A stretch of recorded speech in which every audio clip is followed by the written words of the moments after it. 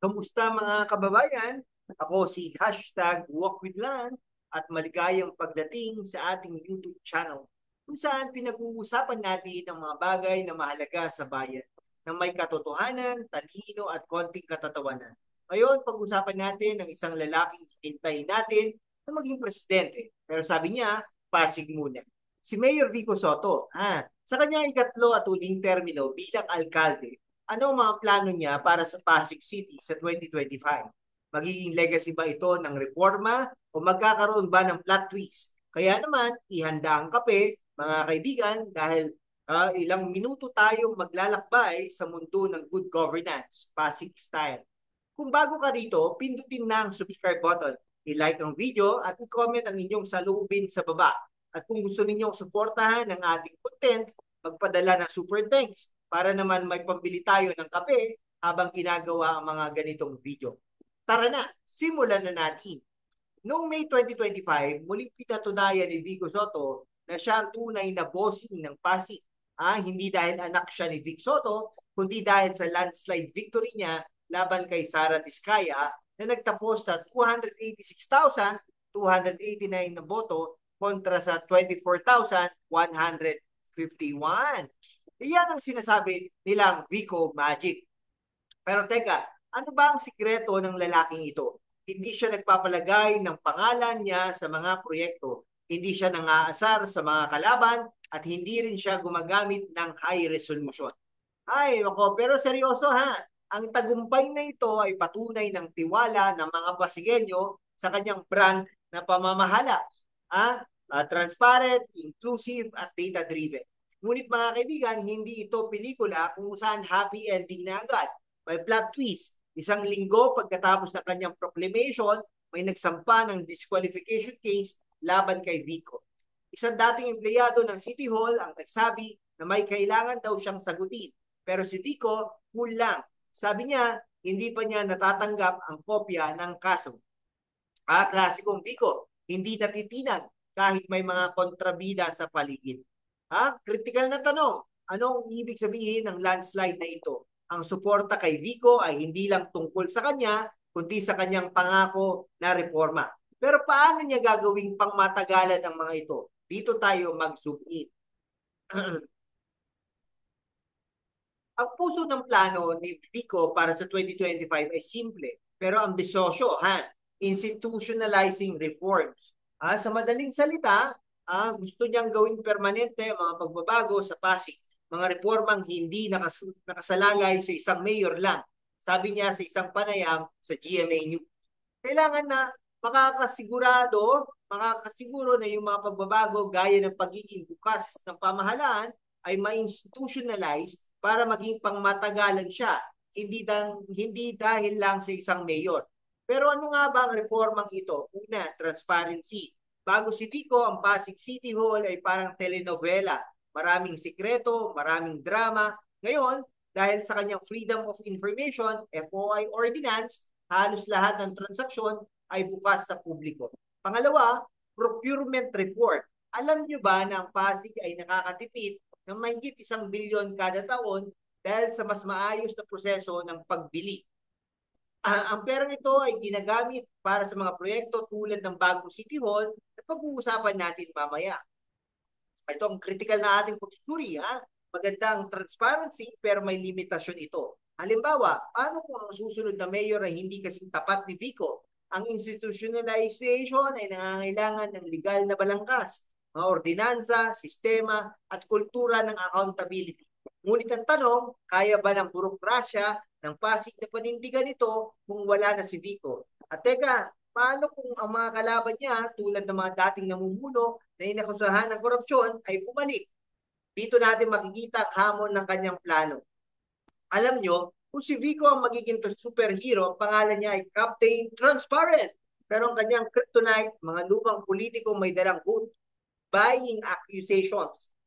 Speaking of which, may nagsampa ng vote buying complaint laban kay Vico dahil sa pamamahagi ng scholarship allowance. Pero plot twist ulit. Comelec approve yun. Sabi ni Vico, kantahan na lang natin sila. Talaga namang may parody pa Bukod sa reforma, isang pang malaking plano ni Vico ay ang pagsasanay ng bagong leader. Sabi niya, kailangan siguraduhin natin na mas mahirap nang gumawa ng masama. Mas madali na maging mabuti. Sa kanyang ikatlong termino, gusto niyang ihanda ang susunod na henerasyon ng mga Pasigueño na magpapatuloy ng kanyang good governance agenda. Halimbawa nito, tagumpay ng Giting ng Pasig, ang kanyang political slate. Noong 2025, nanalo ang lahat ng kandidatong nila, 15-0, swift. Kahit si Paul Senugat na tinawag na rank of the leader, ay tinalo ang isang Miss Universe runner-up na si Samsay Supsupli. Ang sikreto, ang Vico Magic. Ang kanyang endorsement at data-driven campaign style. Pero higit sa lahat, ang tiwala ng mga tao sa kanyang liderato. Ang pagsasali ng bagong leader ay maganda, pero may panganib. Paano kung mga bagong leader na ito ay magiging mini Vico lang na umaasa sa kanyang pangalan? Ang tunay na tagumpay ay kung makakagawa siya ng mga leader na may sariling paninindigan, hindi lang sumusunod sa kanyang yapak. At teka, paano kung ang mga susunod na mayor ay mula sa lumang pamilya ng politikong inaakusahan ng patronage? Dito natin makikita kung gaano katibay ang pundasyon na inilatag ni Vico.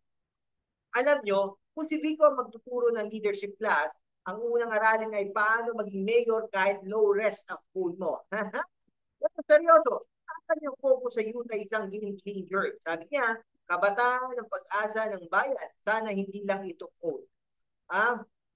Ngayon, pag-usapan natin ang pinakamalaking legacy project ni Vico, ang bagong Pasig City Hall. Sabi niya, future-proof daw ito. Na may playground, evacuation center, senior citizen center, at mega market. Wow! Ang kasalukuyang City Hall, sabi ni Vico, hindi na structurally sound. Kaya naman, gamit ang 1 bilyon na natitipid, taon-taon, itinatayo na ang bagong City Hall na right on track ayon sa schedule. Pero teka, bakit mahalaga ang proyekto ito? Para sa maraming Pilipino, ang infrastructure ay simbolo ng pag-unlad. Sabi nga sa isang expo, infra projects, may nagawa. Pero si Vico, hindi niya nilalagyan ng pangalan niya ang mga proyekto. Kaya naman mas lalong kahanga-hanga ang kanyang intensyon.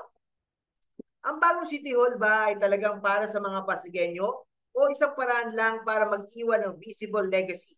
Ang sagot ay nasa intensyon. Kung ito ay magiging sentro ng serbisyo at transparency, jackpot. Pero kung ito ay magiging isa pang mamahaling gusali na hindi nagsisilbi sa publiko, sayang lang ang 1 bilyon taon-taon. Alam nyo, kung ako magdi-design ng City Hall, lagyan natin ng giant Vico statue, pero low res, para authentic Pero seryoso, ang proyektong ito ay patunay na si Vico ay nag-iisip ng pangmatagalan. Hindi kumpleto kwento kung walang kontrabida. Sara Diskaya, ang kanyang kalaban sa 2025, ay naglunsad ng malaking kampanya, complete with street concerts at vloggers. Pero kahit gaano kalaki ang gastusin, hindi siya umubra kay Vico. May mga nagsasabi na si Diskaya ay konektado sa dating pamilya ng politikong namuno sa Pasig, ang Eusebios, na 27 years ang hawak sa lungsod bago si Vico. Pero si Diskaya, hindi niya ito. Dagdag pa rito ang disqualification case na isinampa ng isang dating empleyado sa City Hall. At teka, may vote buying campaign pa. Pero si Vico, sabi niya, kantahan na lang natin sila. Ang sagot niya ay hindi lang witty, kundi patunay ng kanyang confidence, ng kanyang malinis na pamamahala. Ang mga hamon na ito ay hindi lang personal na atake kay Vico, kundi sa kanyang brand ng politika. Ang lumang sistema ng patronage ay hindi madaling mamamatay. Ang tanong, kaya ba ng mga reforma ni Vico na labanan ng pilit na pagbabalik ng lumang politika? At paano niya mapapangalagaan ang kanyang legacy kung mga kalaban ay handang gumastos ng malaki? Sa huli, ang plano ni Vico ay hindi lang tungkol sa mga proyekto o reforma. Ito ay tungkol sa pagbabago ng kultura sa pamamahala. Sabi niya, para sa akin, ang tagumpay ay kung mas madali na maging mabuti, mas mahirap na maging kurap. Sa kanyang ikatlong termino, gusto niyang iwan ang Pasig na handa para sa susunod na henerasyon. Hindi lang sa kanya, kundi sa mga bagong leader na kanyang huhupugin. Pero teka, hindi ito fairy tale. Ang tunay na laban ay kung paano mapapanatili ang mga pagbabagong ito. Ang Pasig ay isang aberration sa Philippine politics, isang lungsod kung saan ang mayor ay hindi naglalagay ng pangalan sa mga proyekto.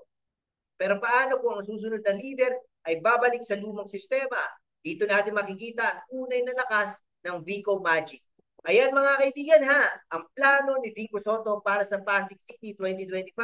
Reforma, liderato at isang bagong City Hall na pang-future. Pero ang tanong sa inyo, sa tingin ninyo, kaya ba ni Vico na gawing permanente ang kanyang legacy?